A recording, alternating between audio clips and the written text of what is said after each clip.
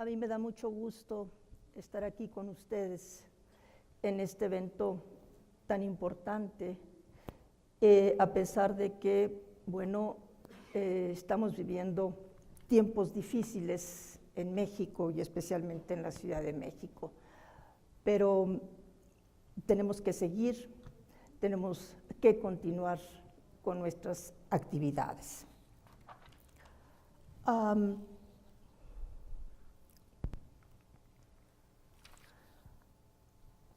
Todos nosotros estamos al tanto de las noticias sobre China, porque China finalmente está presente en los diarios, en la televisión, en todos los medios de comunicación. Y esto se debe precisamente por el protagonismo que ha adquirido China en los últimos tiempos. Protagonismo que se ha podido dar precisamente porque desde fines de 1978 China empezó a llevar a cabo una reforma económica que la ha llevado a tener estos niveles de crecimiento impresionantes de un 10% en 3 décadas. China se perfila cada vez más como esa potencia en ascenso, esa potencia que en un momento dado puede llegar a desplazar a la potencia actual que es Estados Unidos. Ahora, este crecimiento que nosotros hemos visto durante todos estos años de 2 dígitos, empezó a bajar a partir de 2014. ¿Por qué empezó a bajar a partir de 2014? Porque China fue entrando en un proceso de maduración. Su economía empezó a madurar. Y entrando a este proceso de maduración, entonces es obvio que se empiezan a bajar los niveles de crecimiento. Y por eso estamos viendo que China a partir de 2014 baja a un crecimiento de 7% anual, después en 2015 va a ser de 6.5 y así va a ir bajando. Pero el otro punto que es muy importante tener en cuenta en todo esto. ¿Qué piensan los líderes chinos, el pueblo chino, acerca de su papel en el mundo moderno? Esto es bien importante de tenerlo en cuenta, porque en China y en general en Asia no se piensa como pensamos nosotros del otro lado del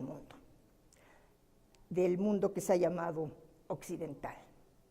Ellos tienen otra concepción del tiempo, tienen otra concepción del espacio, tienen otra concepción de su historia y de la historia mundial. Y precisamente en estos tiempos, sobre todo desde que se inicia el siglo XXI, el gobierno chino ha ido preparando al pueblo chino a ese ascenso de China que se está dando precisamente por el desarrollo de su economía. Pero ellos no lo ven como un evento nuevo. ¿Por qué?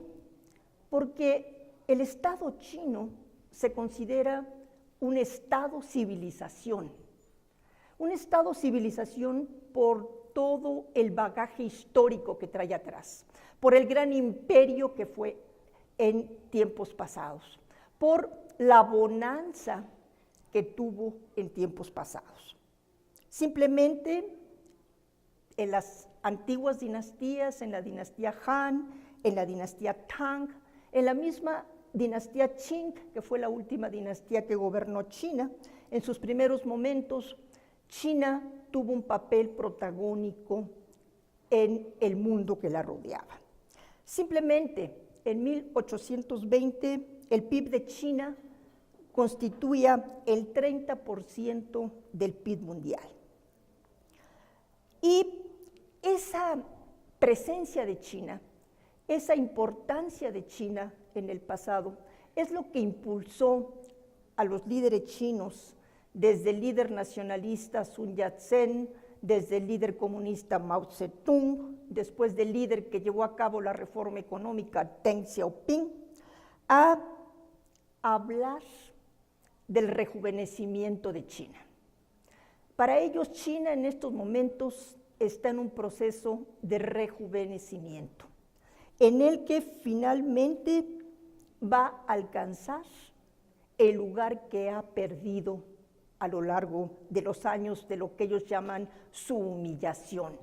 Cuando las potencias occidentales, encabezadas por Inglaterra, llegan a China y empiezan con ese proceso de llevar a cabo una extracción de los recursos naturales de China, el capital chino, y que finalmente pues deja a China realmente en muy malas condiciones después de que termina el siglo XIX.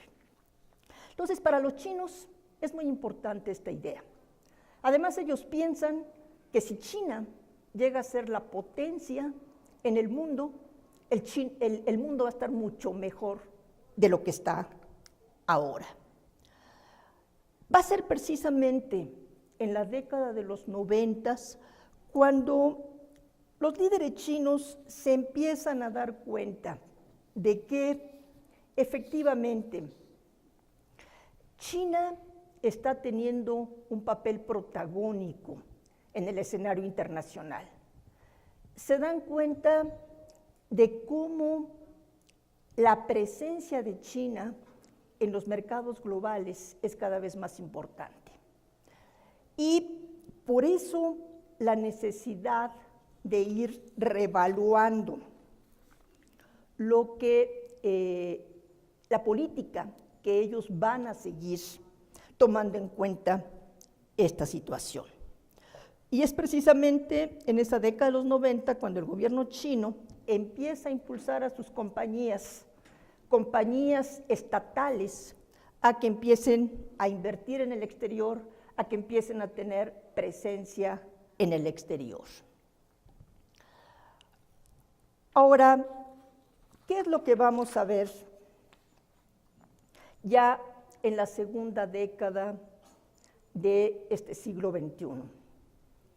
Vamos a ver cómo los líderes chinos se dan cuenta de que el modelo económico basado en la exportación de productos y en la inversión extranjera en China ya no puede seguirse debido a que ya no están obteniendo los resultados que obtenían antes. Entonces, ahí es cuando se hace necesario el llevar a cabo un cambio en la política económica, un cambio en el modelo económico. Y por eso vamos a ver cómo en el tercer pleno del 18º Comité Central del Partido Comunista Chino de 2013 es que se empiezan a establecer estas reformas. ¿Para qué? Para mantener la estabilidad económica, para incentivar una competencia justa y mejorar calidad, eficiencia del desarrollo económico, promover al mismo tiempo el bienestar común y el fortalecimiento y mejora de los servicios. Aquí vamos a ver cómo no se va de lleno al mercado, sino el Estado chino siempre va a estar presente dirigiendo las políticas económicas. Todo esto es muy importante, porque las políticas que sigue China hacia afuera tienen su fundamento en las políticas internas. No se nos olvide que China sigue gobernada por un partido comunista, y aunque ese partido comunista esté enarbolando la bandera del liberalismo, del libre comercio, eso no implica que abandone sus valores fundamentales como partido comunista. Esto se los digo porque mucha gente no lo entiende. Piensan que ya los líderes comunistas dejaron atrás esa herencia, no es cierto, no la han dejado atrás, y mucho menos ahora con el presidente Xi Jinping, que también es líder del Partido Comunista Chino. Siguen presentes los valores comunistas, pero ahorita ellos están tomando elementos del capitalismo porque saben que son necesarios para echar a andar la economía del país. Y uno de los puntos que el liderazgo chino toma en cuenta es precisamente el que el Partido Comunista Chino siga en el poder. Y para que el Partido Comunista Chino siga en el poder, ellos necesitan seguir con una política económica que no solamente permita desarrollar el país en términos de cifras, sino que también ese crecimiento, ese desarrollo se refleje en la población china. Porque mientras la población china esté contenta con su modo de vida, con su nivel de vida, eso le va a garantizar al Partido Comunista Chino que siga en el poder. Y la política exterior de China y su percepción de la situación internacional también está supeditada a ese objetivo de preservación del Partido Comunista Chino. Entonces, como decíamos antes, ahora el modelo económico que está siguiendo China está basado en el consumo interno y en el desarrollo del sector servicios. Al mismo tiempo, sigue enfatizando en la reestructuración de las empresas estatales. ¿Por qué? Porque las empresas estatales ahorita son el brazo que tiene China hacia el exterior. A medida que se han ido reestructurando, que se han ido fortaleciendo estas empresas estatales, han podido seguir con esta política que, como decíamos antes, desde los 90 se empieza a poner en práctica, de invertir en el exterior, de hacer que su presencia sea sentida en los diferentes continentes, en Europa, Asia, África, en todos los continentes. Entonces, por eso es importante fortalecer a las empresas estatales y llevar a cabo toda esa reestructuración. Al mismo tiempo, el Estado chino está tratando de que esas empresas estatales ayuden a la creación de una red de seguridad social, porque cuando se ponen en práctica las reformas económicas, se va diluyendo toda esa red social, de seguridad social que tenía el Estado chino cuando todavía era un Estado regido por la economía comunista. Y, por tanto, era necesario otra vez empezar a construir una red de seguridad social, precisamente para evitar el descontento entre la población. Y por eso, aquí se establece en este nuevo modelo que para 2020 estas empresas estatales van a tener que transferir el 30% de sus ingresos al Fondo Central destinado a la seguridad social. El otro punto que es importante destacar, que es el relativo a la relación entre el centro y las localidades. ¿Por qué? Porque mucha gente piensa que China es un estado monolítico, que el centro controla absolutamente todo lo que sucede en todos los rincones de China. Eso no es cierto. El centro muchas veces establece una política, pero otra cosa muy distinta es que las localidades la lleven a cabo. Entonces, por eso es importante el que se realice una reforma a ese nivel. En cuanto a ingresos, por ejemplo, en la actualidad los gobiernos locales son responsables del 80% del gasto gubernamental en sus respectivos territorios, pero solamente reciben el 50% de los ingresos tributarios. Entonces, ¿qué es lo que ha pasado? Que los gobiernos locales se han endeudado, que muchos gobiernos locales son corruptos, porque tratan de conseguir dinero por otros medios, porque no saben cómo solventar sus gastos. Entonces, con la reforma, lo que están tratando de hacer es que los gobiernos locales puedan nivelar sus presupuestos, prever sus deudas a mediano y a largo plazo. Y entonces, bueno, también se le está dando una mayor libertad para que creen mayores fuentes de ingreso. Por ejemplo, el impuesto al consumo que antes lo controlaba el gobierno central, ahora lo van a poder controlar los gobiernos locales. Ahora, en cuanto a la reforma fiscal es muy importante. ¿Por qué? Porque en China hay una gran diferencia entre lo que es el sector gubernamental y el sector privado.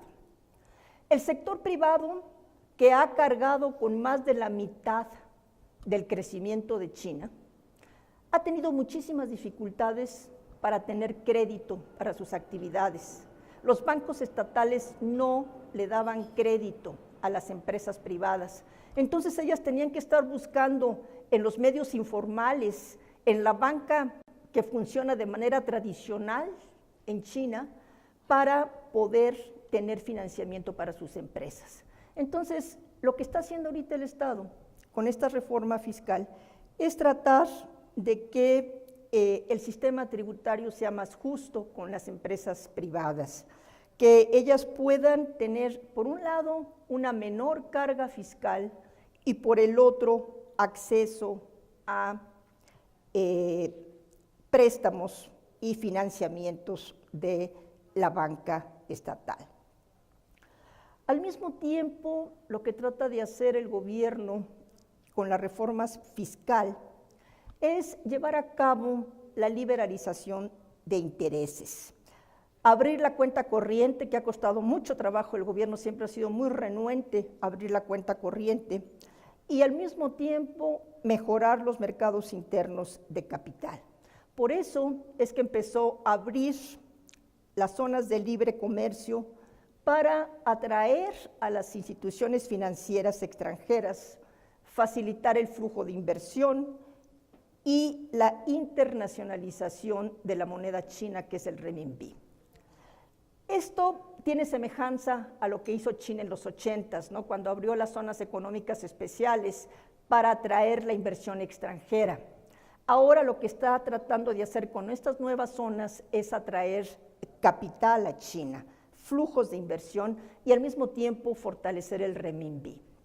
China sabe que si quiere ser una potencia y tener una mayor presencia en la economía internacional, tiene que hacer que su moneda se internacionalice, que realmente haya confianza en el renminbi y que se empiece a utilizar para llevar a cabo transacciones internacionales.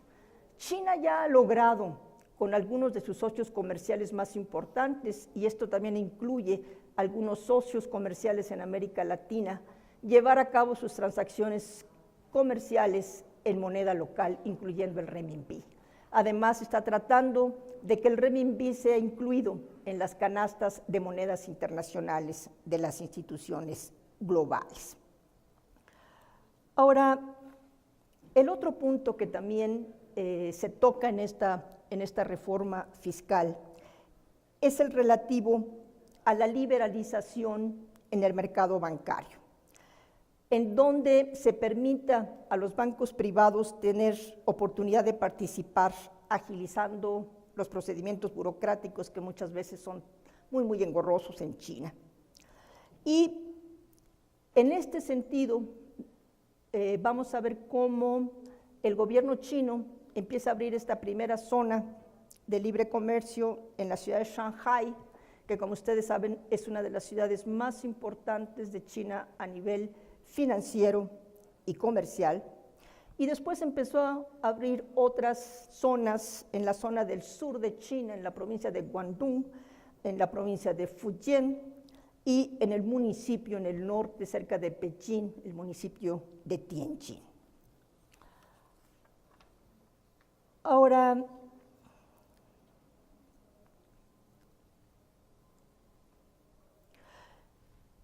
el otro punto, la urbanización. Para China es muy importante el llevar a cabo este proceso, lograr que se vayan estableciendo más ciudades, el lograr el que la población, el mayor número de chinos pueda ya vivir en ciudades. Y este proceso de urbanización se ha llevado de una forma muy, muy rápida. China piensa que para el fin de la primera mitad del siglo XXI va a poder llevar a cabo todo su proceso de urbanización. Ahora, el otro punto, para China es muy importante seguir con este proceso en el que la población china sienta que está siendo partícipe de este proceso de desarrollo económico. Por eso es que se ha fijado metas para ir combatiendo a la pobreza, que en China realmente la pobreza se veía reflejada sobre todo a nivel rural. Hemos visto que en tan poco tiempo, y eso tiene asombrados a los economistas de todo el mundo, en tan poco tiempo China ha logrado librar de la pobreza extrema a 500,000 chinos. Eso es muy importante. Simplemente en el 2016, el Estado chino, ahorita vamos a ver, da una cifra de 12.5 millones de chinos que fueron liberados de la pobreza extrema. Y como ustedes pueden ver aquí, el Estado chino piensa que va a poder erradicar la pobreza para el año 2020. Esto es muy importante para el Estado chino. ¿Por qué? Porque como les decía yo antes, para el Partido Comunista Chino es muy importante el que la población le siga dando su respaldo, el que la población sienta que es el Partido Comunista Chino el que está logrando mejorar su nivel de vida. ¿Cuáles son los logros que ha tenido China en estos años? En 2010, China sobrepasa a Japón como segunda economía en el mundo, de acuerdo al PIB. En estos momentos, China ya ocupa el primer lugar en comercio de bienes, en exportaciones, en reservas de moneda extranjera, en la producción de hierro y acero, en la construcción de barcos, en manufactura de automóviles, construcción de vías férreas y en producción de granos. Para el gobierno chino siempre ha sido una fijación el tener una producción de grano lo suficiente para alimentar al pueblo chino, pero también para tener una reserva para contingencias. Y en estos momentos, bueno, lo está logrando. Otro punto que nos muestra precisamente esta presencia de China es el cómo se ha convertido en el primer socio comercial de 128 países. Y por ende, ¿no?, por el crecimiento que tiene su economía, por su presencia a nivel internacional de manera global, es el mayor motor del crecimiento económico mundial. Y eso mismo es lo que está haciendo el que China piense que tiene que cambiar su política exterior, que tiene que cambiar su concepción acerca del papel que tiene que representar a nivel internacional. Lo vamos a ver más adelante, pero anteriormente lo que hacía el gobierno chino era tratar de evitar conflictos, tratar de tener un bajo perfil a nivel internacional. ¿Por qué? Porque todos sus esfuerzos estaban concentrados en lograr las metas que se había fijado de desarrollo económico.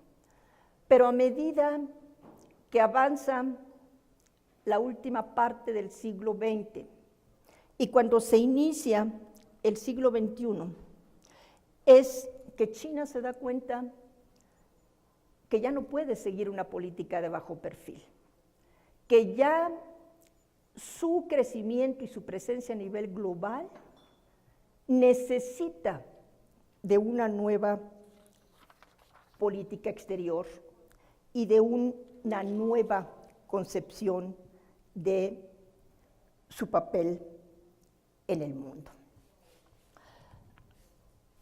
Ya habíamos comentado acerca de la reestructuración de las empresas estatales, pero en este siglo XXI, sobre todo en la segunda década del siglo XXI, lo que estamos viendo es que el Estado chino está fortaleciendo a sus empresas, está tratando de que logren adquisiciones en el exterior para que se fortalezcan, está tratando de que realicen inversiones importantes y sobre todo en los sectores que le interesa al gobierno chino, como son la extracción de recursos naturales, para tener finalmente asegurado, ¿no?, los recursos que necesita para seguir con su crecimiento. Entonces, por eso vemos sobre todo las empresas chinas dedicadas a la extracción de petróleo, por ejemplo, cómo se están esforzando en diferentes áreas del mundo por adquirir empresas, ya sea de otros estados que están ahí o del mismo estado en donde están trabajando, para no solamente tener acuerdos para la compra de petróleo, sino también para tener acuerdos para la extracción del petróleo. Entonces, para China esto es muy, muy importante. El otro punto, el relativo a la innovación científica y tecnológica. A China le ha preocupado mucho, sobre todo cuando vio que ya estaba adquiriendo un nivel de ingreso medio. Le preocupaba mucho caer precisamente en la trampa del ingreso medio. Los chinos se dieron cuenta que les podía pasar lo que les ha pasado a muchos países, incluyendo países de América Latina, en que se desarrolla su economía, se desarrolla y después se estanca. Y ya es muy difícil que puedan salir de ese estancamiento. Los académicos chinos, ustedes no saben cómo han escrito precisamente sobre este tema, cómo han hecho estudios de países de América Latina que infelizmente cayeron en la trampa del ingreso medio. Y por eso mismo han estado tratando de evitar caer en esa trampa. Y una de las formas que ellos han visto de evitar caer en esa trampa es apostándole a la innovación científica y tecnológica. Los líderes chinos se han percatado de la necesidad de desarrollar la innovación tecnológica, de lograr tener personal altamente capacitado en sus institutos científicos, en sus universidades, para poder lograr esta innovación. Y no solamente eso, sino la contratación de científicos de otros países desarrollados que les permitan precisamente llevar a cabo este proceso de innovación tecnológica. Y ahora yo creo que lo está logrando de manera eficiente. China está llevando a cabo un proceso en el cual está tratando de elevar el valor agregado de lo que produce, de usar precisamente esta innovación tecnológica para mejorar lo que produce, para que ya no se piense en China como el país que produce cosas baratas y que a los 3 días se descomponen, sino de un país que realmente está comprometido con la calidad, con la eficiencia, que le permite tener una tarjeta de presentación a nivel internacional. Por eso es que China está poniendo mucho énfasis en el desarrollo de la calidad en sus universidades, en la necesidad de utilizar eficientemente a todos los científicos que tiene a su disponibilidad. Y en este sentido, bueno, los mismos empresarios chinos, ¿no?, como el representante de esta compañía tan importante, que ustedes la conocen bien, Alibaba, cuando tuvo una reunión con estudiantes chinos que estaban haciendo su PhD en Estados Unidos, les dijo: ustedes tienen que terminar su PhD, pero no deben de quedarse a trabajar aquí. Ustedes deben de irse a trabajar a China, ahí van a tener las mejores condiciones, van a tener un excelente sueldo, pero es importante que trabajen por su país. Y obviamente que muchos de ellos se han estado regresando a China y por supuesto les ofrecen muy buenos puestos, muy buen sueldo, y entonces, bueno, para ellos pues es el ideal, ¿no?, el estar trabajando ahí. El otro punto, China, como decíamos antes, le sigue apostando a el fomento de la inversión en el exterior. Cada vez más vemos cómo las compañías chinas siguen invirtiendo en el exterior y vamos a ver más tarde cómo ese proyecto de un cinturón, una ruta, pues está sirviendo mucho para este propósito. Y el otro punto que le preocupa mucho al gobierno chino, la dependencia que sigue teniendo de la importación de petróleo. Y básicamente el petróleo que obtiene China del exterior es de países de Medio Oriente. China se ha dado cuenta de que es sumamente inestable esa fuente de adquisición de petróleo, con la inestabilidad en Irak, la inestabilidad en Irán, con lo que sucedió en Siria, en donde China tenía unos proyectos muy importantes y se vinieron abajo por toda esta crisis que se inició en el año de 2011.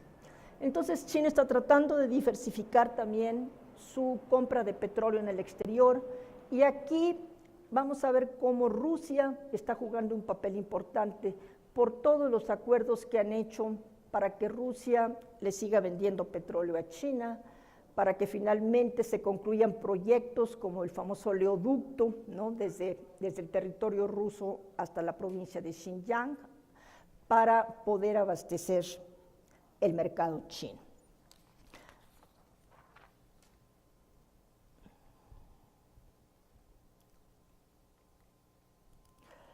Todo esto está relacionado con la política exterior que está siguiendo el Estado chino. Ya se me apagó. Ya. La política exterior que está siguiendo el Estado chino. Porque en esta política exterior, como decíamos antes, cuando estaba todavía el líder que inició la reforma económica, Deng Xiaoping, todavía en la década de los 80s, de los 90s, la idea era tener ese bajo perfil y concentrarse en el desarrollo económico. Pero ahora Xi Jinping, el actual líder del Partido Comunista Chino y presidente de la República Popular China, ya se dio cuenta de que China tiene que mostrar el poder que tiene, el poder que ha logrado adquirir con todo ese desarrollo económico que ha llevado a cabo.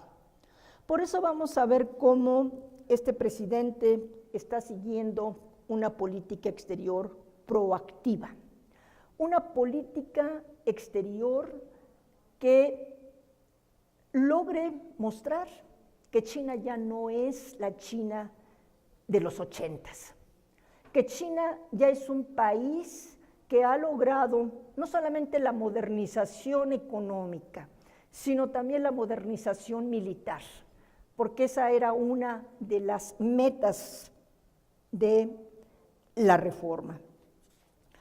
Y por eso mismo es que desde 2010, poco antes de que subiera Xi Jinping al poder, vamos a ver cómo China empieza a mostrar lo que puede hacer. ¿Y cómo lo muestra? Bueno, con esa política de afirmación de su soberanía, sobre todo en el mar del este de China, con el conflicto que tiene con Japón por las islas Senkaku en japonés, Diaoyu en chino, y las disputas territoriales que tiene en el mar del sur de China, sobre todo con algunos países del sudeste de Asia. Es a partir de este momento en que se empieza a hablar de la necesidad de seguir una diplomacia de gran potencia, pero eso sí, con características chinas. ¿Qué quiere decir esto? Que China le quiere mostrar al mundo que no va a ser como las otras potencias tradicionales, que han logrado convertirse en la potencia que puede lograr dominar al mundo por medio de las armas. China dice no, China no es ese tipo de potencia. Y ahora, si ustedes ven la prensa china, las revistas chinas, también los académicos chinos están hablando de la necesidad de acabar con esa idea que en inglés le llaman Thucydides trap, es decir, no vamos a caer en la trampa de Tucídides. Cuando se llevan a cabo las guerras del Peloponeso y finalmente los atenienses, los espartanos, tienen que dirimir sus diferencias por medio de la guerra. Y de ahí se deduce que toda potencia que quiere lograr el predominio sobre las demás tiene que irse a la guerra y ganarla por la guerra. China dice no. China va a tener un ascenso, sí se va a convertir en una superpotencia, pero pacíficamente. Por eso es que desde los primeros años de la primera década del siglo XXI, los líderes chinos empiezan a adoptar la idea de Yen Piyen, un científico social chino, del ascenso pacífico, en el sentido de que China no va a utilizar los medios bélicos para lograr su predominio a nivel internacional. Y siguiendo esta línea, es que en la política exterior de China, bueno, se han puesto los principios que rigen la relación con los diferentes países y las diferentes regiones. Como podemos ver aquí, bueno, está la relación de nuevo tipo entre grandes potencias. A esto se refiere principalmente a la relación China con Estados Unidos, en la política exterior que se va a seguir con los países vecinos de Asia, y esta política que es tan importante para los chinos, que es el cinturón económico de la ruta de la seda y de la ruta de la seda marítima, que se conoce sintéticamente como un cinturón, un camino. Y la relación con países emergentes y en vías de desarrollo, que, como bien decía el doctor Mubarak, China le está poniendo un gran énfasis a su participación con estos países conocidos como los BRICS, porque precisamente a través de ese grupo China está tratando de lograr sus metas a nivel, sobre todo, de la modificación de las reglas de las instituciones internacionales. Y finalmente, las relaciones multilaterales. Como China puede lograr que esas relaciones sean fluidas, que realmente China empiece a poner las reglas en la relación que tiene con estas instituciones multilaterales.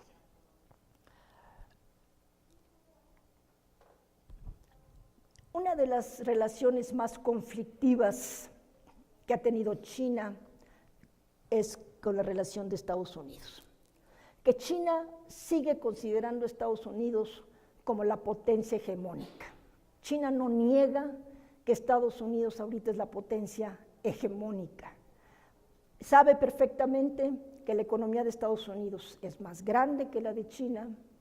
En cifras es de 18 billones, en español no en inglés, porque en inglés son trillion, y la de China es de 11 billones. Está consciente de que todavía hay una gran diferencia con Estados Unidos.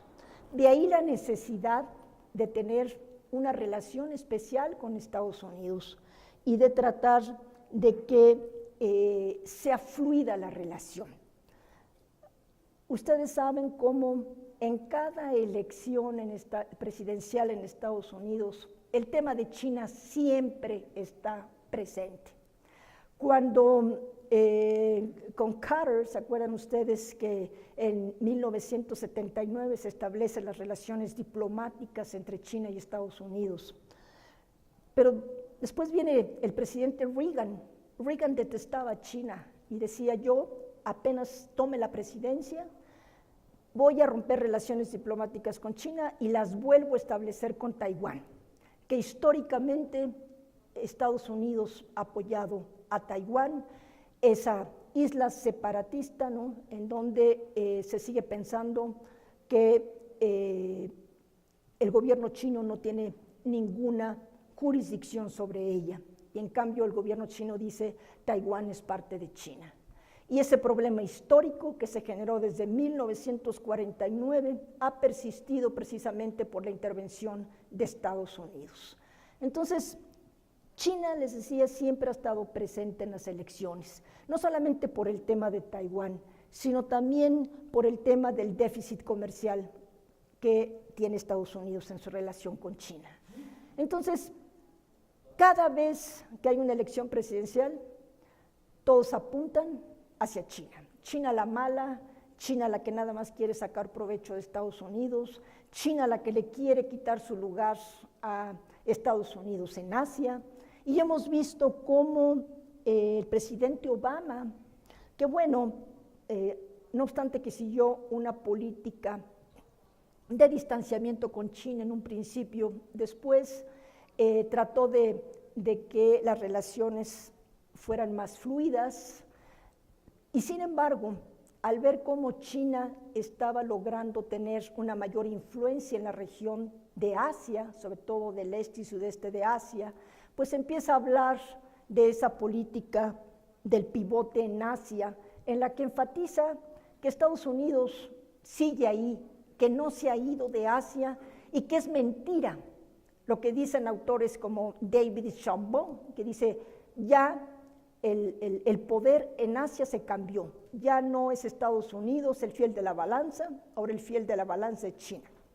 Obama dice no, Estados Unidos está aquí, y a raíz de que China sigue esa política agresiva, sobre todo en el Mar del Sur de China, pues los aliados tradicionales de Estados Unidos, ¿no?, como Filipinas, empiezan, y Corea del Sur, empiezan otra vez a afianzar esa relación con Estados Unidos. Entonces, eso por un lado, que lo que ha hecho es que China diga, bueno, Estados Unidos se está dando cuenta de que China va en ascenso, de que ya no se puede negar la modernización no solamente económica, sino militar de China. Ya China tiene su portaaviones, ya está construyendo otro, ya tiene una flota aérea mucho mejor preparada que antes, tiene submarinos. Entonces, lo que percibe China es que Estados Unidos lo que quiere es contener el avance de China y evitar que realmente se convierta en el centro de poder en Asia.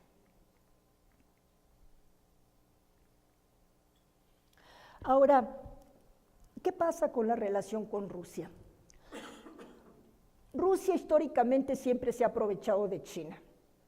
Le ha quitado territorio, le ha tratado de minimizar su papel, sobre todo en el área del este de Asia, pero ahora la relación entre ellos ha mejorado muchísimo.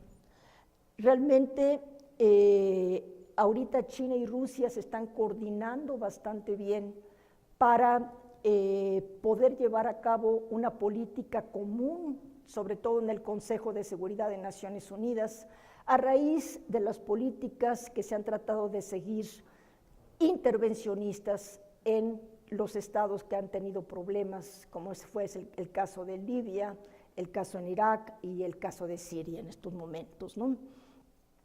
Pero eso no quiere decir que realmente todos sus intereses estén conjugados. Hay una desconfianza entre ellos y bueno, solamente los une esta necesidad de crear un frente común ante las políticas que sigue Estados Unidos y sus aliados. Y como decíamos antes, el petróleo y el gas es uno de los puntos más importantes que China piensa que el Estado ruso debe de ser más comprensivo ante las necesidades de China en ese sentido. Y bueno, últimamente, precisamente por esa relación más estrecha que han llevado, han podido ir tratando de solucionar estos problemas. ¿Por qué? Porque, como decíamos antes, tienen preocupaciones compartidas por el intervencionismo occidental. Ahora, la relación con China en el área asiática. Como decíamos antes, con Japón sigue teniendo una relación política que los chinos llaman long, fría, porque no han podido solucionar sus problemas históricos. A los chinos les pesa mucho la actuación que tuvo Japón durante la Segunda Guerra Mundial en China, y eso se ha quedado en la mente de los chinos, y apenas hay un conflicto inmediatamente sale, y bueno, la cuestión de las disputas territoriales, ¿no? Todo eso hace que la relación política sea muy difícil, y en cambio la relación económica ha sido excelente. Japón fue uno de los primeros países que empezó a invertir en China, y su comercio es muy fluido, y en ese sentido, bueno, no hay ningún problema. Con Taiwán, como decíamos antes, pues el problema es histórico, a raíz de que el gobierno de Chiang Kai-shek, de los nacionalistas, se va a establecer a la isla de Taiwán y establece su gobierno ahí. Es apoyado por Estados Unidos y los comunistas chinos no pueden tomar la isla, y entonces, bueno, ese problema sigue ahora. Y el problema de identidad, porque ya Taiwán no era lo que era antes, ni China era lo que era antes. En Taiwán se ha establecido una democracia, hay elecciones libres, y eso hace que ya el gobierno taiwanés no pueda actuar sin consultar a sus ciudadanos. Entonces eso preocupa mucho a China, y sobre todo ahora que la oposición ha llegado a gobernar en Taiwán con la presidenta Tsai Ing-wen, que no quiere reconocer el famoso principio de una sola China, que para el Partido Comunista significa que tanto Taiwán como China forman parte de una sola China. ¿Por qué no lo reconoce Taiwán? Porque para el Partido Comunista una sola China es la República Popular China. Y con el sudeste de Asia, como decíamos antes, bueno, por un lado hay una cooperación económica muy importante. Como decía el anterior conferencista, ya establecieron una red de producción entre los países de la Asociación de Naciones del Sudeste de Asia con China. ¿Por qué? Porque ellos, cuando vieron que China empezaba a entrar a los mercados que ellos también tenían, empezaron a tener suspicacia y a pensar que China era su competidor. Entonces, para evitar eso, lo que hizo China fue tratar de involucrarlos en todo el proceso de producción, de tal manera que ellos sintieran que el avance y crecimiento de China también era el avance y el crecimiento de ellos. Pero por otro lado, bueno, están las disputas marítimas, como comentábamos antes, en el mar del sur de China, con esa presencia china en donde atolones los está convirtiendo en islas, ¿no? Y está tratando de tener una presencia militar en el mar del sur de China. Entonces, eso pues ha hecho que todos estos países del sudeste de Asia empiecen a tener una suspicacia en relación a lo que realmente son las intenciones del gobierno chino. Y el mismo Vietnam pues ha tratado de afianzar ahora su relación con Estados Unidos. Myanmar, que es tan cercana a China, pues también hemos visto cómo Hillary Clinton en el gobierno de Obama visitó Myanmar y trató de estrechar sus relaciones con este gobierno. Pero, ¿qué quiere hacer China? Siguiendo precisamente lo que comentábamos antes, ¿no? De tratar de mostrarle al mundo que China efectivamente sí va en ascenso, pero que no es un peligro para el mundo. China ha desarrollado esta idea de una comunidad de destino común con el resto del mundo. ¿A qué se refiere esta idea? Lo que trata de mostrar es que una China fuerte, una China sólida, es una garantía de que en el mundo va a prevalecer la paz, va a lograrse que el desarrollo de China se refleje en el desarrollo del mundo. Y esto está basado en la teoría de David Kang, que es un politólogo, que él dice, bueno, en tiempos históricos, cuando estaban las dinastías, regía en las relaciones exteriores de China el sistema tributario. En ese sistema tributario China era el centro y todos los demás estados de alrededor giraban en torno a China. Los demás respetaban la autoridad del emperador y el emperador les ofrecía cierta protección a esos estados. Además de que había un comercio fluido basado precisamente en este sistema tributario. Entonces dice Kang, cuando China era fuerte, todo funcionaba muy bien. Había armonía, había desarrollo económico. En cambio, cuando China era débil, empezaba a haber toda una distorsión del sistema, a haber problemas y desintegración. Entonces él dice, no hay que temerle a una China fuerte. ¿Por qué? Porque finalmente el desarrollo de China va a ser positivo, no solamente para el área de Asia, sino también para el resto del mundo. ¿Por qué? Porque dicen los líderes chinos, somos una quinta parte de la población mundial. Nuestra economía es una economía muy importante a nivel internacional y forzosamente tenemos influencia en el resto del mundo. Ahora, el otro punto que es muy importante y que comentábamos antes es el relativo a toda esta política que está siguiendo China, relativa al establecimiento de lo que se llama sintéticamente un cinturón y un camino.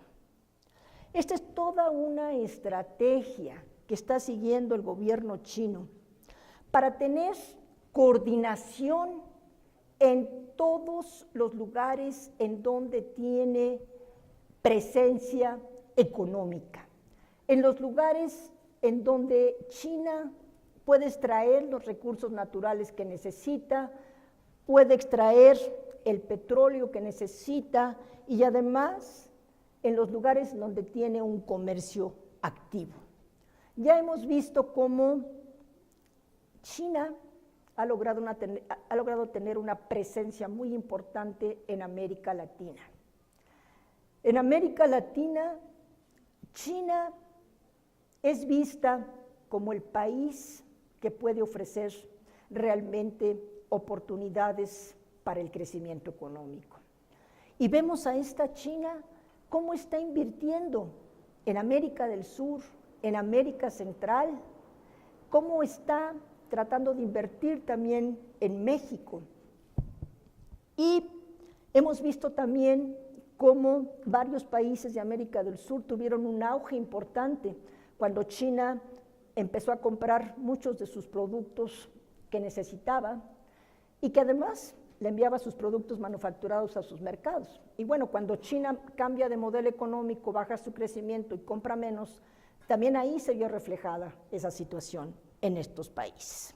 Pero bueno, en el cinturón económico de la Ruta de la Seda y la Ruta de la Seda Marítima están participando más de 100 países y organizaciones internacionales.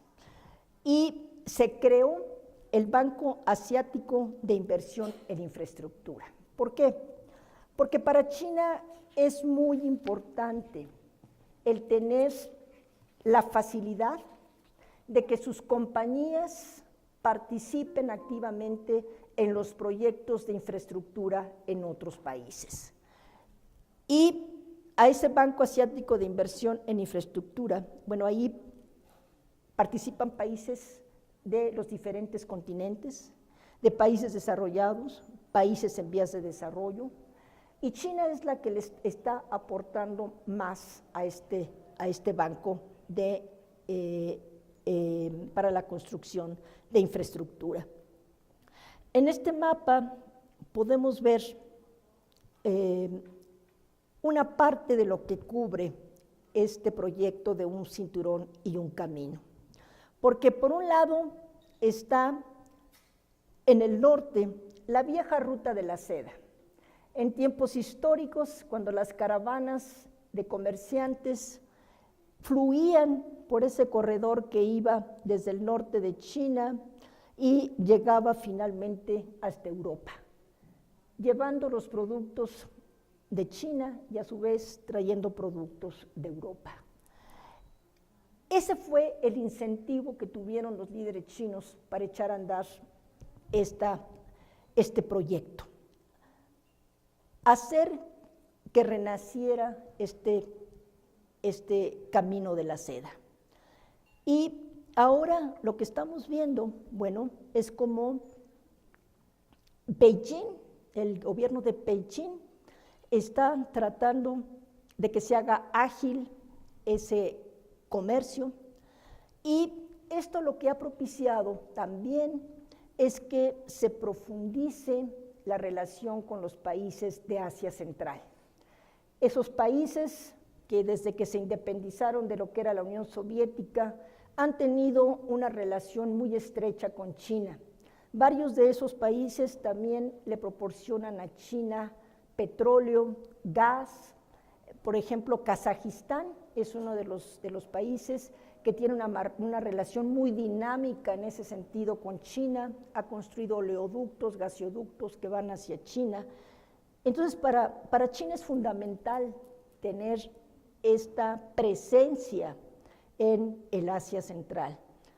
Y a esto también le ha ayudado la Organización de Cooperación de Shanghái, que se fundó en 2001 a raíz de que el famoso Grupo de Shanghái, que se formó en el 96, empieza a agrandarse, y eso le ha dado a China la posibilidad de ir dictando las políticas que se siguen en el área en materia de seguridad, en materia de comercio, en materia de inversión. Vemos también cómo en este proyecto se toma en cuenta la Ruta de la Seda Marítima, que como ustedes pueden ver, bueno, cubre lo que es sudeste de Asia, pasa por India, llega al Medio Oriente y después se va para África. Y ya los chinos están pensando también en que se vaya directamente hacia América Latina.